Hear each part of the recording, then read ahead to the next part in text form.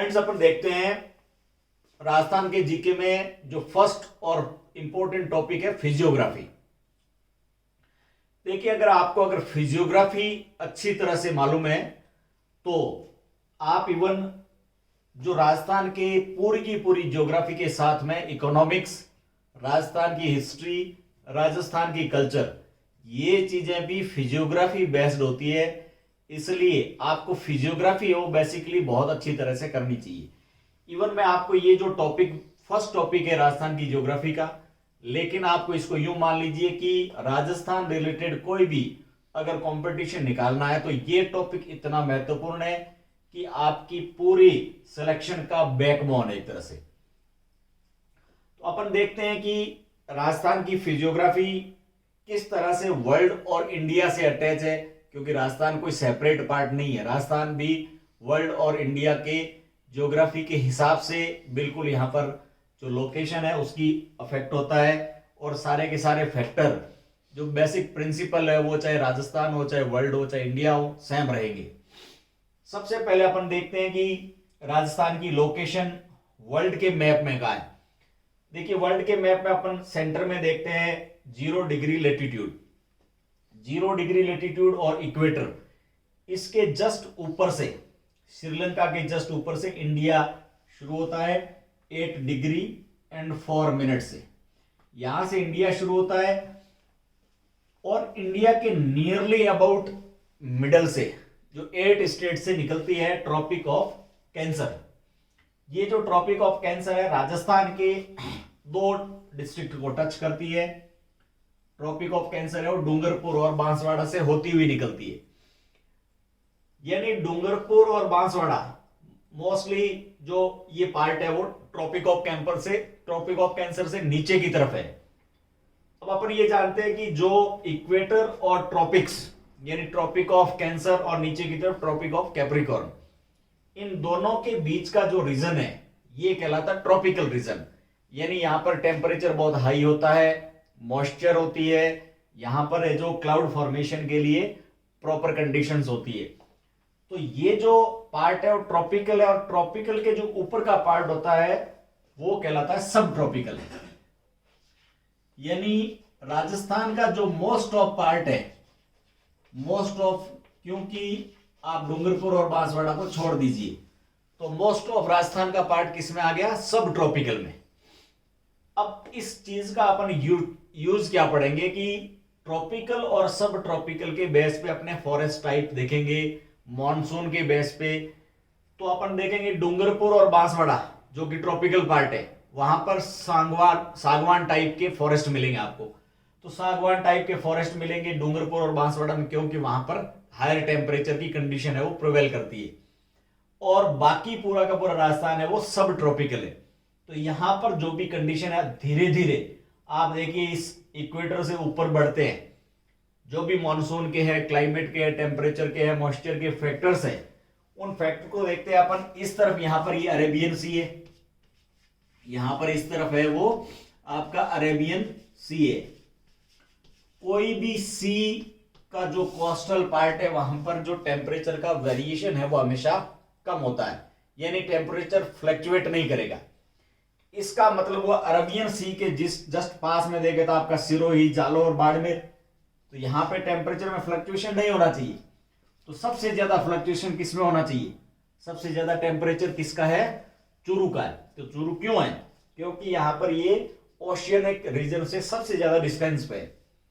अब अपन देखेंगे कि इस तरफ से यहां से देखते हैं ये कोटा डिवीजन है, ये आपका उदयपुर डिवीजन है। तो इधर से जो बे ऑफ बंगाल है, बे ऑफ बंगाल जो इंडिया की इस तरफ से जो मॉनसून आएगा बे ऑफ बंगाल का, ये मॉनसून सबसे पहले जो रेनफॉल की सिचुएशन होगी ये इधर से आएगा। तो सबसे पहले कोटा और उदयपुर संभाग यहां पर अच्छी बारिश होगी। तो ये अपने को कम से कम इधर से जो रेनफॉल की सिचुएशन है, रेनफॉल हमें इस तरफ नहीं मिल सकता, क्योंकि हमारा जो मोस्ट ऑफ पार्ट है वो अरावली के पैरेलल है। अरावली के पैरेलल होने के कारण जो अरबियन मॉनसून है ये हमें नहीं मिल पाता, क्योंकि बिल्कुल पैरेलल होने के कारण सीधा डायरेक्टली आगे पास हो जाएगा।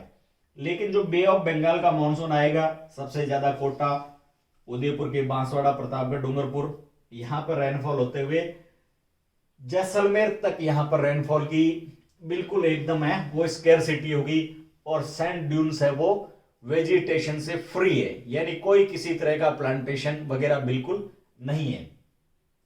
तो ये सब चीजें ज्योग्राफिकल लोकेशन के कारण है। अपन इसी में देखते हैं कि अपन जो राजस्थान की लेटीट्यूड और लॉन्जिट्यूड के अंदर जो राजस्थान का एक्सटेंशन है वो देखते हैं। यहां पर जो डूंगरपुर और बांसवाड़ा यहां से ऊपर है ट्रॉपिक ऑफ कैंसर, मींस जो राजस्थान का स्टार्टिंग पॉइंट है वो 23 डिग्री एंड 03 मिनट है, क्योंकि 30 पे ये ट्रॉपिक ऑफ कैंसर होती है। तो यहां से 23 डिग्री 03 मिनट से लेकर और 30 डिग्री 12 मिनट यहां तक ये राजस्थान का ये लेटीट्यूड, यानी लेटीट्यूड भी कौन सा होगा, जो आपका इक्वेटर के ऊपर है वो नॉर्दर्न हेमिस्फीयर है। तो इसको ऐसे बोलेंगे 23 डिग्री 03 नॉर्दर्न लेटीट्यूड से लेकर आपका 30 डिग्री और 12 मिनट नॉर्दर्न हेमिस्फीयर के अंदर नॉर्दर्न लेटीट्यूड है। फिर इस तरह से आप देखते हैं ईस्टर्न हेमिस्फीयर के अंदर जो लॉन्जिट्यूड है, यानी जो लॉन्ग लाइंस है, उनका यहां से ये जैसलमेर के अंदर से शुरुआत होती है। तो जैसलमेर में जो स्टार्टिंग पॉइंट है वो है आपका 69 डिग्री 30 मिनट यहां से लेकर, और इधर जो आपका जो लास्ट पॉइंट है वो है धौलपुर। तो धौलपुर में ये 78 डिग्री और 17 मिनट्स तक है।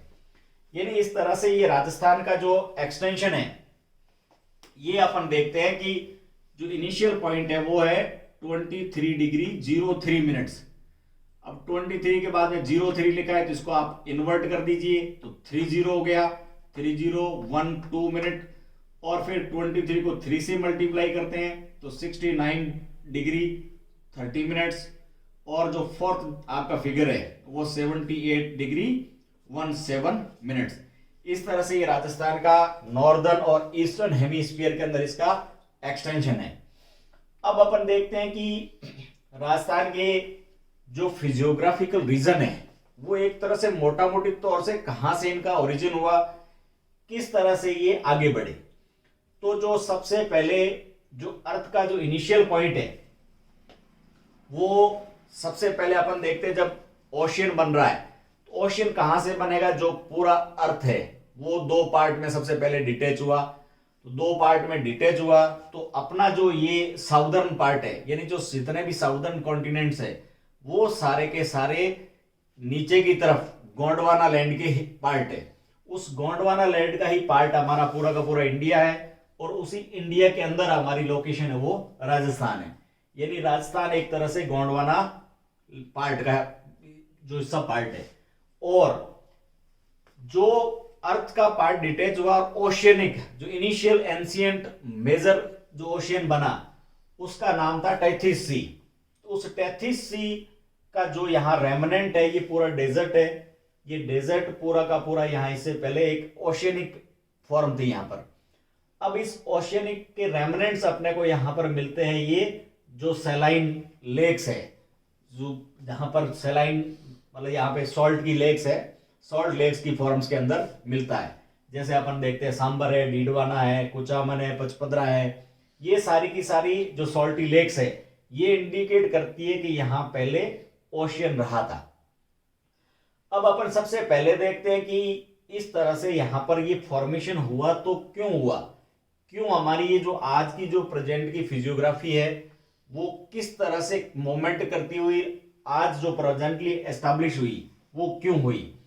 तो सबसे पहले देखते हैं जिस समय लाइफ का ओरिजिन नहीं हुआ था, जब लाइफ का ही ओरिजिन नहीं हुआ उस समय हमारी इंडो ऑस्ट्रेलॉइड प्लेट वो ऊपर की तरफ मूवमेंट करती है, यानी हिमालय की तरफ मूवमेंट करती है, और हिमालय के ऊपर की जो प्लेट है जिसका नाम होता है यूरेशियन प्लेट, यानी जो हमारी नीचे की इंडो ऑस्ट्रेलॉइड प्लेट है ऊपर जाके और ऊपर की तरफ है वो यूरेशियन प्लेट से कोलाइड करती है।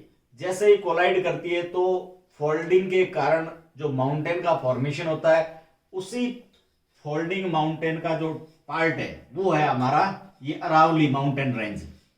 यानी जो इनिशियल में माउंटेन का फॉर्मेशन हो रहा है, वो जो हमारी अरावली फॉर्मेशन हो रही है उसका जो इरा है वो कहलाता है प्री कैम्ब्रियन इरा। देखिए प्री कैम्ब्रियन उसको कहते हैं जिस समय लाइफ की कोई फॉर्म नहीं थी, यानी जब अरावली का फॉर्मेशन हुआ तब लाइफ नहीं थी। ये इसको अपन एविडेंटली इस तरह से प्रूव कर सकते हैं कि जैसे आपकी अरावली बन गई तो अरावली के अंदर किसी तरह का कोई फॉसिल फ्यूल यानी पेट्रोलियम है, कोयला है, लिग्नाइट है, ये नहीं मिलेगा। इसका मतलब ये हुआ कि अरावली का फॉर्मेशन है वो बिफोर लाइफ यानी प्री कैम्ब्रियन में हो गया था। इस तरह से ये अरावली का जो फॉर्मेशन हुआ तो जो हमारी इंडो ऑस्ट्रेलॉइड प्लेट है इसकी हाइट अपन देखते हैं कि यहाँ सिरोही की तरफ जो माउंट आबू है ये हाईएस्ट पीक है। तो आप यूं मान लीजिए कि आपने इसको उठा के और सिरोही की तरफ से ऊंचा कर दिया तो ये दिल्ली की तरफ से नीचे हो गई। तो ये आपकी अरावली की जो स्लोप है वो सिरोही से स्लोप घटते घटते घटते दिल्ली के रायसीना हिल्स तक यहां तक बिल्कुल जीरो स्लोप में हो जाती है। यानी ये अरावली की जैसे हाइट बढ़ी तो साथ में ये जो हमारी ओशियन के अंदर की प्लेट थी वो भी इसकी हाइट बढ़ेगी। इस हाइट बढ़ने के कारण जो ये ओशियन था, इस ओशियन के अंदर जितनी भी रिवर्स आएगी वो रिवर्स है वो शिफ्ट होके और ये वेस्टवर्ड है वो मूवमेंट कर जाएगी। यानी यहां जितनी भी रिवर्स आती है वो सब की सब है वो वेस्टवर्ड मूवमेंट करेगी। अब जब यहां पर ओशियन था, ओशियन अगर जिसमें रिवर्स नहीं आएगी तो ओशियन है वो बिल्कुल इसकी कॉन्ट्रैक्ट होता चला जाएगा और आज की तारीख में यहाँ पर अरबियन सी तक है। इसके बाद में जो ओशियन है यहाँ रिवर्स नहीं आएगी, रिवर्स का जो पाथ है वो चेंज हो गया। तो चेंज होने के कारण यहाँ पर डेजर्ट का फॉर्मेशन हो गया। अब डेजर्ट होता है तो बाद के अंदर सक्सेशन में यानी पहले ग्रासेस बनेगी, फिर बुशेस बनेगी, हर्ब्स है, शर्ब्स है बनते हुए, ट्रीज बनते हुए यहाँ पर एक तरह से फॉरेस्ट टाइप।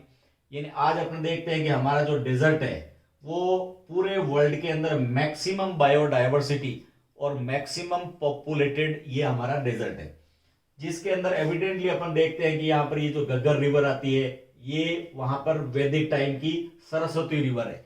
यानी यहाँ पर रिवर्स है, इस सरस्वती के अपने को यहाँ पर आगे देखते हैं कि सरस्वती के खुद की ब्रांचेज है, ट्राइब्यूटरीज है, उनको भी अंदर की तरफ जो सैटेलाइट है वहां से इससे मैप्स में सर्च कर लिया है।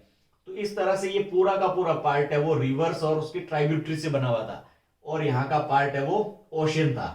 और ये सिर्फ जो ये पर बेसिक मोमेंट है प्लेट्स की मोमेंट के कारण है ये चेंज हो गया, इस कारण से यहाँ पर ये डेजर्ट बना।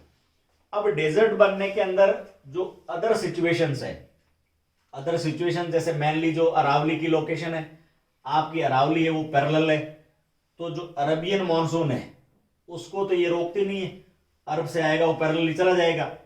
इधर जो बे ऑफ बंगाल से जो मॉनसून आएगा वो सबसे पहले ज्यादा बारिश करेगा, यहां से कोटा उदयपुर डिवीजन में करता करता आएगा। तो यहां पर ये एक तरह से ऑब्स्ट्रक्शन है, वॉल की तरह ये स्टैंड है। तो ये यहाँ की जो भी रेनफॉल है उसको आगे नहीं बढ़ने देगा।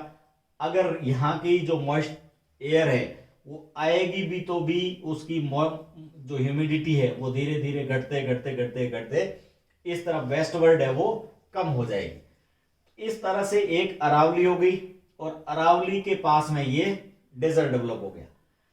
अब दूसरा पार्ट अपन देखते हैं, ये हमारा नीचे की तरफ जो साउदर्न इंडिया है, साउदर्न और नॉर्दर्न इंडिया को जो सेपरेट करने वाला पार्ट है, एक तो आप ट्रॉपिक ऑफ कैंसर देख ले, ट्रॉपिक ऑफ कैंसर से नीचे की तरफ है विंध्यन रेंज।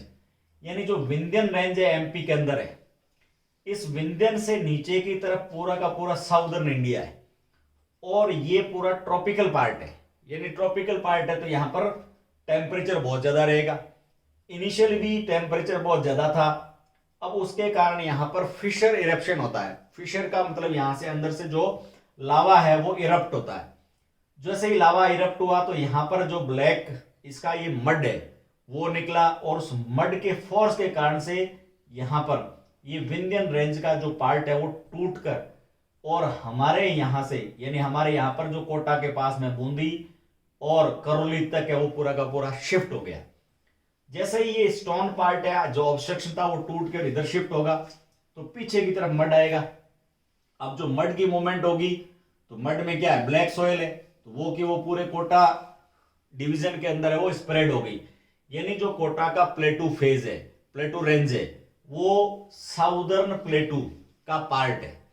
इस तरह से जो कोटा के अंदर डिस्ट्रिक्ट है, कोटा, बूंदी, बारां और झालावाड़, ये चारों के चारों हैं वो साउदर्न प्लेटू से ज्यादा बिल्कुल सिमिलरिटी रखने वाले ब्लैक सॉइल है। अब इस ब्लैक सॉइल में जितनी भी कॉमर्शियल क्रॉप होती है, जैसे अपन देखते हैं जितने भी स्पाइसेस है, कॉमर्शियल क्रॉप है, ये सारी की सारी साउथ में होती है, वैसी की वैसी आपको कोटा डिवीजन के अंदर मिल जाएगी। तो इस तरह से ये कोटा डिवीजन बन गया। और अब चौथा पार्ट है आपका जो प्लेन्स है, रिवर के प्लेन्स। रिवर्स के अंदर जो आपकी एल्यूवियल सॉइल होती है, उसमें देखते हैं तो रिवर्स का ओरिजिन देखना पड़ेगा। जो मैक्सिमम रिवर्स है वो हमारी एमपी की तरफ से ओरिजिनेटेड होती है। एमपी में जो मेजर रिवर है वो है चंबल, वो यहां से चित्तौड़गढ़ से एंट्री मार के कोटा से होती है और वापस राजस्थान और एमपी के बॉर्डर पे चलती है और यमुना की ट्राइब्यूटरी बन जाती है। मेन चंबल और चंबल के फिर जो इसकी चंबल की खुद की ट्राइब्यूटरीज है। फिर दूसरी तरफ यहाँ पर बांसवाड़ा के बॉर्डर से यहां से निकलती है माही, माही का जो ये प्लेन बन जाता है यहाँ पर। फिर जयपुर के अंदर बाणगंगा, चंबल के अलावा एक बाणगंगा रिवर है जो जाके और यमुना के अंदर मिलती है।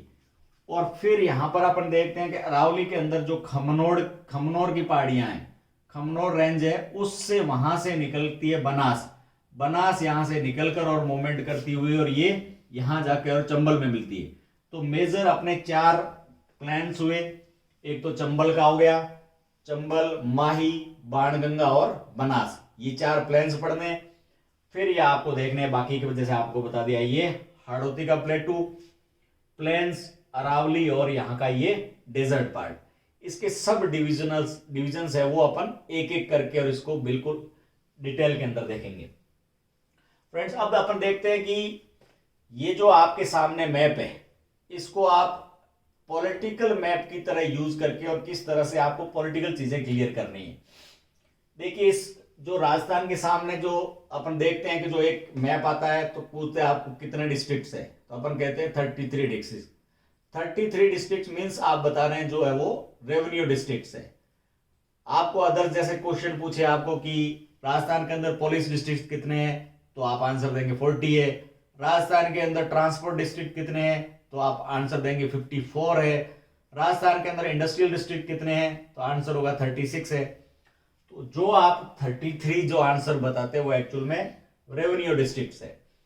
पूरे राजस्थान को रेवेन्यू के हिसाब से डिविजन्स में बांटा हुआ है, 7 डिविजन्स है, और हर एक डिवीजन को फिर फर्दर डिस्ट्रिक्ट्स के अंदर बांटा हुआ है।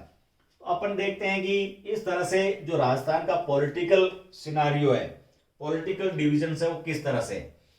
अपन राजस्थान में ये देखते हैं कि यहां से ये इंटरनेशनल बाउंड्री शुरू होती है, जिसमें ये फर्स्ट डिस्ट्रिक्ट देखते हैं बाड़मेर। अब बाड़मेर का कुछ पार्ट है वो आपको गुजरात से टच होता है, और बाद में ये पार्ट है वो पाकिस्तान के साथ में इंटरनेशनल बाउंड्री बनाता है। बाड़मेर यानी आपका इंटर स्टेट बाउंड्री बनाता है और इंटरनेशनल बाउंड्री बनाता है। और उसके बाद में आता है आपका जैसलमेर, जो लॉन्गेस्ट आपकी इंटरनेशनल बाउंड्री बनती है, यानी ये लॉन्गेस्ट इंटरनेशनल बाउंड्री है। जैसलमेर आपका लार्जेस्ट डिस्ट्रिक्ट भी है। इसके बाद में आता है आपका बीकानेर, बीकानेर के बाद में आता है गंगानगर। अब ये गंगानगर है वो पाकिस्तान के साथ साथ में आपका पंजाब के साथ में भी यानी इंटर स्टेट बाउंड्री बनाता है।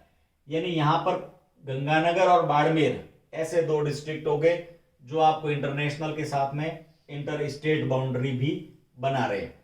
फिर गंगानगर के बाद में जो शुरू होती है वो इंटर स्टेट बाउंड्री शुरू होती है। गंगानगर के बाद में गंगानगर और हनुमानगढ़, ये दोनों डिस्ट्रिक्ट है वो पंजाब के साथ है।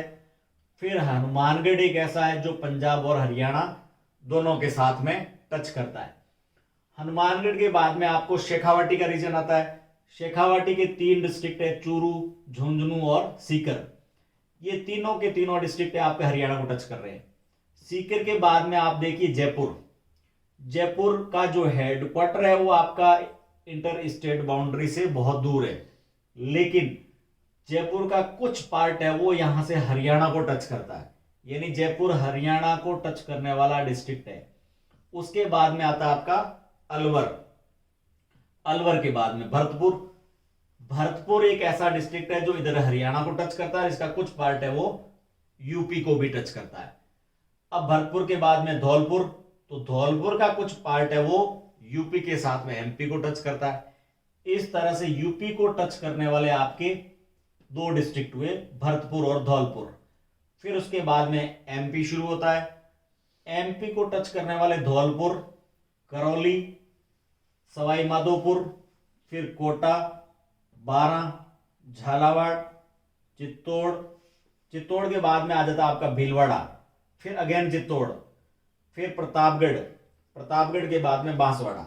ये बांसवाड़ा एक ऐसा डिस्ट्रिक्ट है जो एमपी के साथ में आपको गुजरात को भी टच करता है। बांसवाड़ा के बाद में आपका आ गया डूंगरपुर, उदयपुर, सिरोही, जालोर और बाड़मेर। यानी बाड़मेर है जो गुजरात को भी टच करता है और इधर पाकिस्तान को भी टच करता है। यानी इस तरह से आपने सबसे पहले ये एक बाउंड्री देख ली जिसके अंदर आपको इंटरनेशनल के साथ में इंटर स्टेट को टच करने वाले डिस्ट्रिक्ट की इंफॉर्मेशन मिली। अब इसके बाद में जो बचे हुए हैं कुछ ऐसे डिस्ट्रिक्ट है जो किसी को टच नहीं करते, यानी एक तरह से लॉक्ड है। अब ये लॉक डिस्ट्रिक्ट कौन कौन से 8 डिस्ट्रिक्ट हुए? जोधपुर, नागौर, पाली, राजसमंद, अजमेर, टोंक, बूंदी और दौसा। ये 8 डिस्ट्रिक्ट है, किसी दूसरे स्टेट या किसी कंट्री को टच नहीं करते।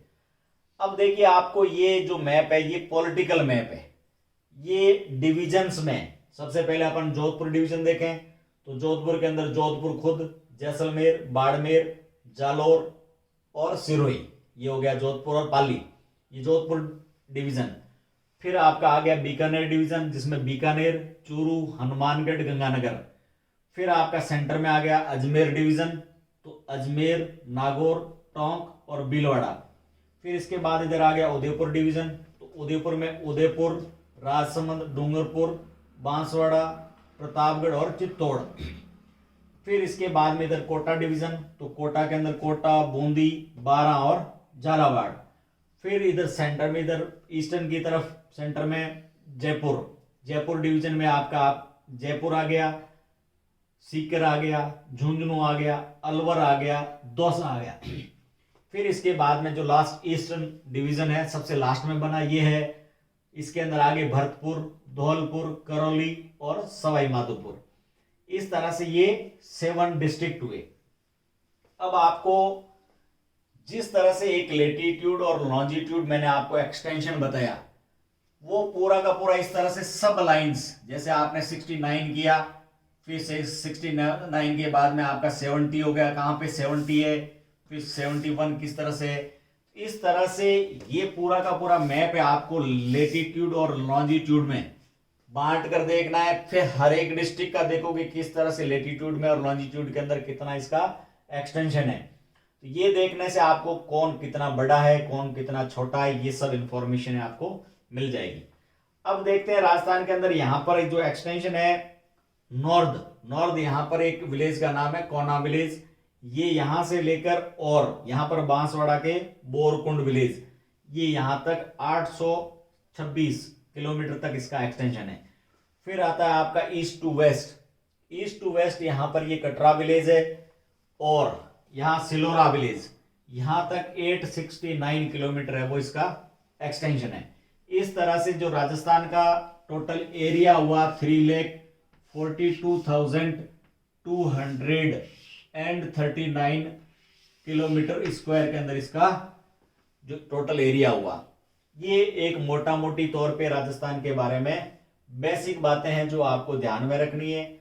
अब इस बेसिक मैप का यूज आप ज्योग्राफी इकोनॉमिक्स में तो करना ही होता है, लेकिन इवन चाहे आप कोई हिस्ट्री का क्वेश्चन का आंसर दे रहे हैं, कल्चर के बता रहे हैं, फेयर्स बता रहे हैं, या कोई किसी तरह के म्यूजिकल इंस्ट्रूमेंट्स भी बता रहे हैं, तो भी आप ये मैप बता के उस मैप के अंदर शो कर सकते हैं और करना चाहिए, जो आपकी क्रिएटिविटी और हर चीज को मेमोराइज करने के लिए बहुत जरूरी है।